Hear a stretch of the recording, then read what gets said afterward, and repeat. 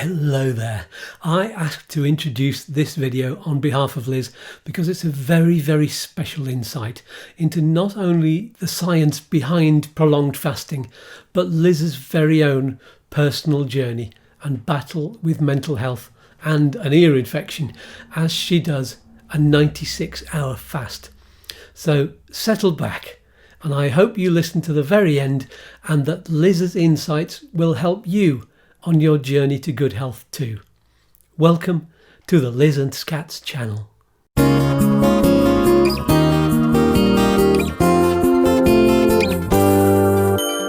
Hello Keto Bonitos and fabulous fasting friends.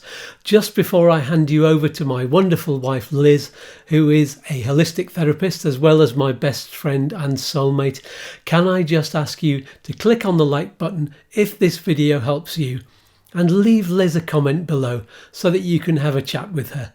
Oh, and this. Subscribe, and click on the bell. Right, so I'm about 3.5 hours into my 96-hour fast, and I just wanted to kind of report back to you about how I was thinking about handling it. The last fast that I did was only 48 hours, so I'm basically doubling it, which, as far as my normal sort of ego self is concerned, is like, and I don't want to do it. But then there's another part of me that's thinking all of the research that I've done towards the healing of the brain, and in fact the creating of more neural pathways and improving dopamine receptors and serotonin receptors in the brain. I'm very excited to see what improvement, if any, is going to happen over the next few months as I do these more prolonged fasts. So this being my first one, it's going to be quite exciting, I think. So I've decided to kind of take a different tack to it. Rather than it being a challenge of just not eating, this time I'm going to do a kind of, this is a healing for my brain, 4 days. And even though I'm going to be still doing the same old daily routines of walking and doing a lot of social media and writing for the next videos and all this kind of thing, I've decided to do a bit more yoga and a bit more meditation and a lot more chanting. Chanting and Brahmari breath, which is the just making a sound like a bumblebee, really does actually help you to reset you at a cellular level. And I'm thinking, well, if I'm doing that anyway, then how is that going to help, if at all? So I just wanted to let you know about that, and just sort of know that I'm going to be just kind of increasing exponentially the spiritual side of my yoga practice, so that I can really start delving into how I'm actually feeling and what it's like right now, because I have had particularly over the last 6 weeks, I've had a pretty rough time with the depression. It's been a battle, let me tell you. I've had some days where it's been really quite bad and I've had a really rough time doing the normal things in life. It's been very difficult to just get out of bed sometimes. So it has kind of got bad, and I think that's because of things that have happened. Oscar's left home, and also, you know, there was all the run up to that, and has he got into university, you know, and how did he do in his exams and all this kind of thing. So there's been a lot of kind of emotional stuff, plus we're in a lockdown, which of course is a bit crazy. Even though, you know, it's been a long time since we've had normal, it still feels a little bit odd to be just pootling about in our own home and not seeing anybody and that kind of thing. So it is quite an unusual set of circumstances that we're in here.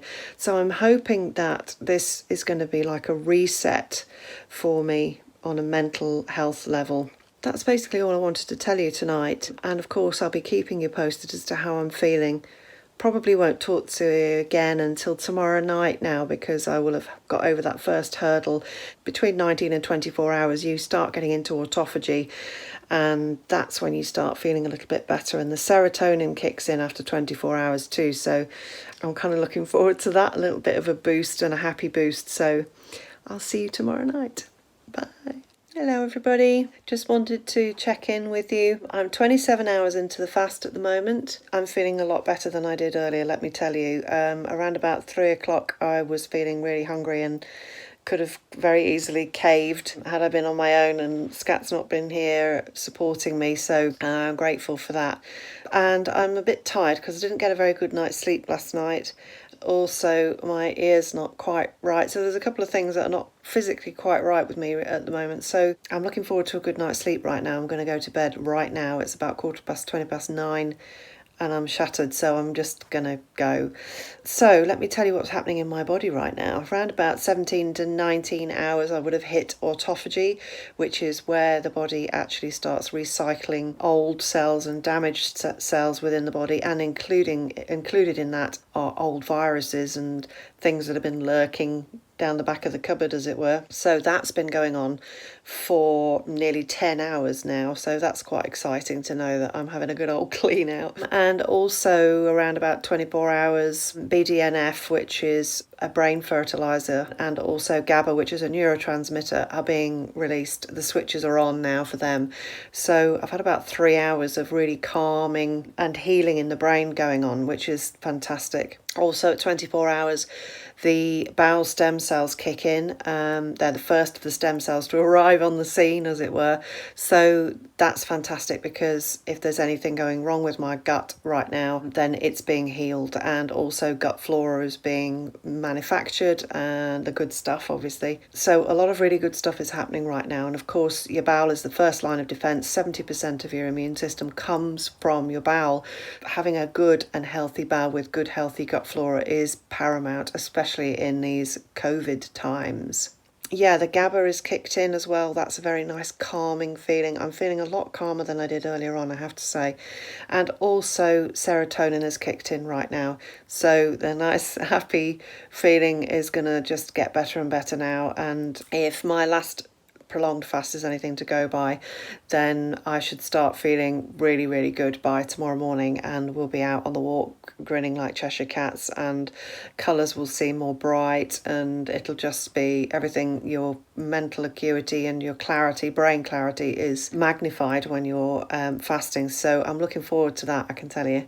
Right now I'm going to get some sleep and rest, because this is all about resting and recuperating, healing. Tomorrow I'm going to do some yoga in the morning and some more chanting and some meditations, because I want to do meditation, because meditation actually helps you to renew neural pathways, as does all of the stuff, all of the above that I mentioned earlier on. I'm hoping to be able to rewrite some of my neural pathways and set new quality habits and behaviours for myself that I can keep up after I finish this incredible 96 hours. Just another 3 days to go. Okay, good night. Hello everybody.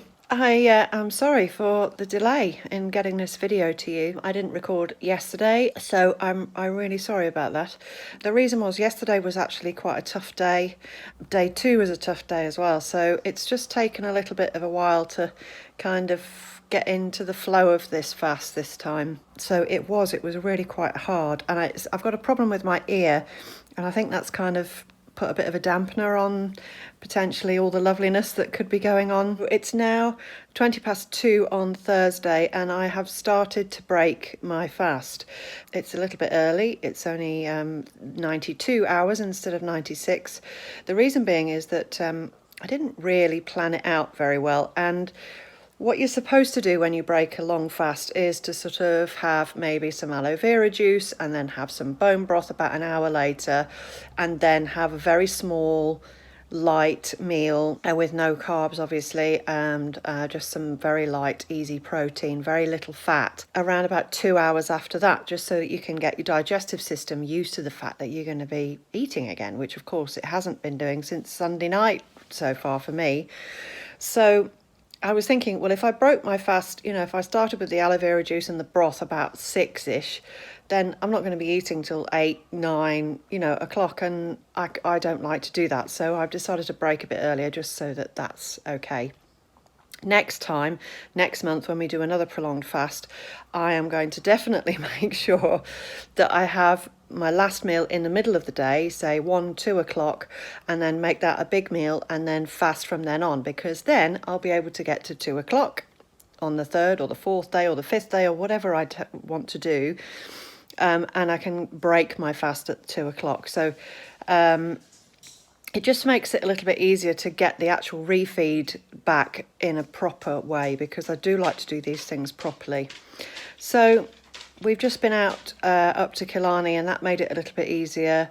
We're both feeling very, very mellow. There's lots of GABA and BDNF and ketones floating around our bodies right now, making us feel very mellow.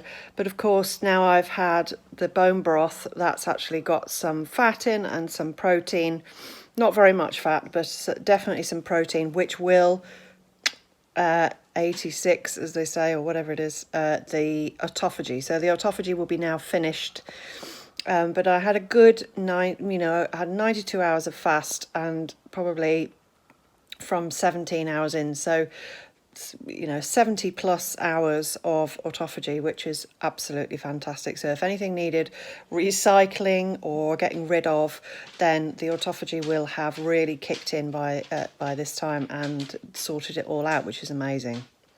So all in all, I'm really actually quite thrilled that I got this far. I didn't think I would get this far, because a couple of days ago I was feeling like I was going to gnaw the dog's leg off. I was that hungry. But I know that I can do this now, and even if I'm feeling uncomfortably hungry, I can do this now. And I think it's all just psychological, the hunger, to be fair, because I've always felt hungry around about the time when we would normally eat stuff. So it is actually just a psychological thing that I've got to snap myself out of, and that's what I have realised for definite this time. I may have said it before, but I kind of didn't believe it until this time, because 72 hours last time for me, 48 hours, which was my last one, was relatively simple for me, but I have found this hard. Although I am going to do it again, because the health benefits are unbelievable. And I will let you know what happens later on when I've had some food. Actually, the bone broth is now I'm halfway down the bone broth right now. I made some lovely chicken one this time with some ginger in, which is very kind to the bowel on its way in. So just to make sure that the bowel knows what's happening. Hello, it's happening. There's food coming. I'm looking forward to feeling the benefits over the next few days too. And even though I've lost quite a bit of weight, I've lost over 5 pounds on this 4-day fast. So obviously some of that is going to come back on again. But I'm hoping that this time I'll be able, because I'm 155 pounds. So which is 11 stone 1 for everybody in the UK and Ireland. So I'm hoping that I will be able to stay below 160 this time, which is 11 stone 6. So I'm hoping that I'll be able to keep underneath the 160, because I've been sort of going up and down and up and down, a 161 and down to 157 for the last few weeks. It's been very up and down. So there we are. That is it. So I will speak to you again after I have eaten my food, which will be now. Hello, everybody. Unfortunately, we've advanced in time way further than I was hoping to do. I was hoping to talk to you after my first meal, after we'd broken the fast, but unfortunately that didn't occur. And here I am. It's now Friday evening, and I've done my full refeed day. Things are a little bit more advanced than I was hoping for, but hey, that's the way the world goes. So let me just fill you in on what happened. Yesterday I had my aloe vera and I had my bone broth, as you saw. And then later on in the evening I had a lovely griddled breast of chicken and some steamed broccoli and cabbage as my smaller refeed meal. And I was a bit hungry afterwards, and I did have some walnuts afterwards just to sort of sate me a little further. So that was something I wasn't planning on, but it did actually happen. And then I got reasonable night's sleep.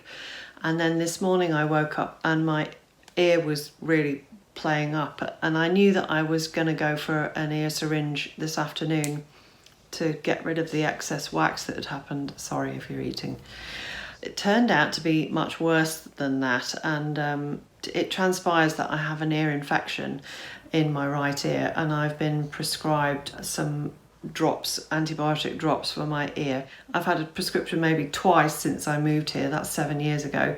So I consider myself quite lucky actually for that to have actually happened. So I'm quite stunned actually that I've managed to acquire some sort of ear infection, but there we are, things happen. Today started off with me breaking my fast at 16 hours. I haven't broken a fast at 16 hours since my last prolonged fast. And the reason that we break fast at 16 hours is because the day after you've finished a fast, you really do need to refeed well.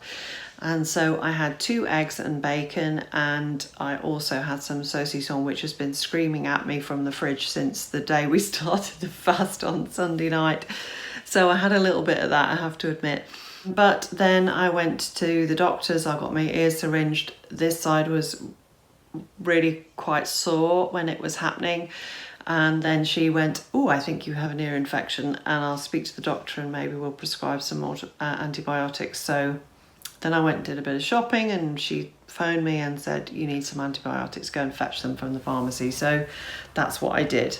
And so I didn't get a lot of work done today because I was toing and froing and chopping and changing. So I got home, and then we finished off for our dinner the wonderful bone broth that I cooked up ready for yesterday, which was our breaking fast day. We added some cream and some salt and pepper and ate it as a chicken stew, and it was absolutely delicious. And we had some more broccoli and cabbage with that. Perfectly keto because lots of fat from the chicken and lots of fat from the cream. So perfection. I'm just sort of like ruminating on what was happening during the fast, and I think a lot of the things that I was feeling that were negative were due to this going on. I'm a bit disappointed that I had to do kind of 4 days with obviously a burgeoning ear infection happening, so that was a bit disappointing. And I think it really did reduce the amount of effects that I felt, because when you are fasting, you lower your inflammatory hormone, which is called CRP.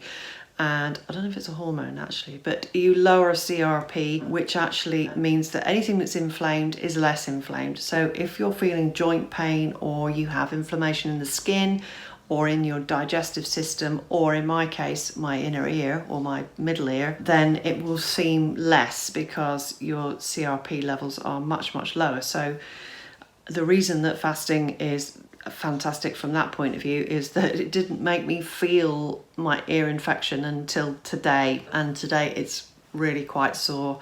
Thankfully I can hear out of it again thanks to the syringing, and the syringing did actually uncover the infection, so there's 2 reasons why that was fantastic. So I think that's probably why I didn't enjoy this fast as much, because I was fighting this thing off. But I know that I still feel quite mellow from the GABA and the BDNF and the ketones that have been feeding and healing in my brain, and also probably the brain stem cells as well that were produced during the 4-day fast, because once you get past 72 hours then there's stem cells all over your body healing and mending and repairing. From that point of view, I'm very, very grateful, and I cannot wait to do another prolonged fast, I have to say. It's going to be November.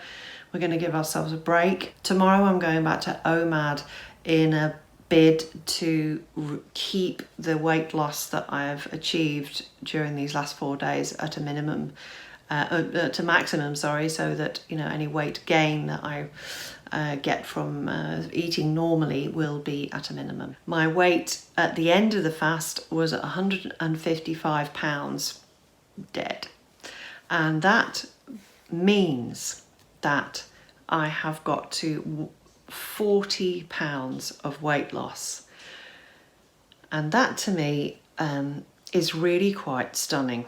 I cannot believe that I needed to lose nearly 3 stone of weight in all in order to get to a normal and healthy weight. I'm now about 23.4 BMI, something like that. Not that I'm wedded to BMI itself. However, I do look at it as a tiny bit of a guide. I would like to have a little bit of leeway on the BMI score, so I'd like to be about 22 and a half BMI, and then I'm kind of halfway between underweight and overweight, and then that will be the perfect kind of thing. So if I lose a bit or gain a bit, then it doesn't really matter either way, because I'll still be in healthy weight, because obviously I don't want to be underweight and I don't want to be overweight either.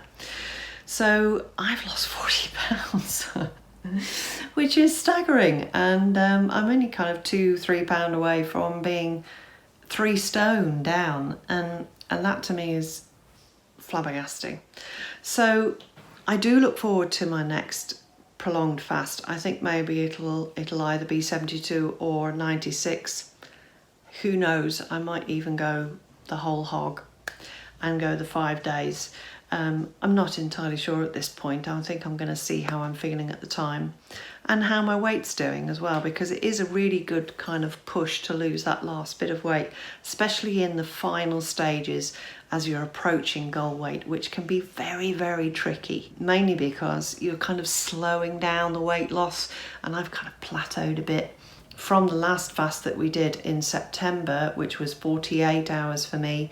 I went from 165 down to 159. Then it kind of went back up again immediately afterwards, or a couple of days afterwards. Probably going to gain a couple of pounds in the next couple of days.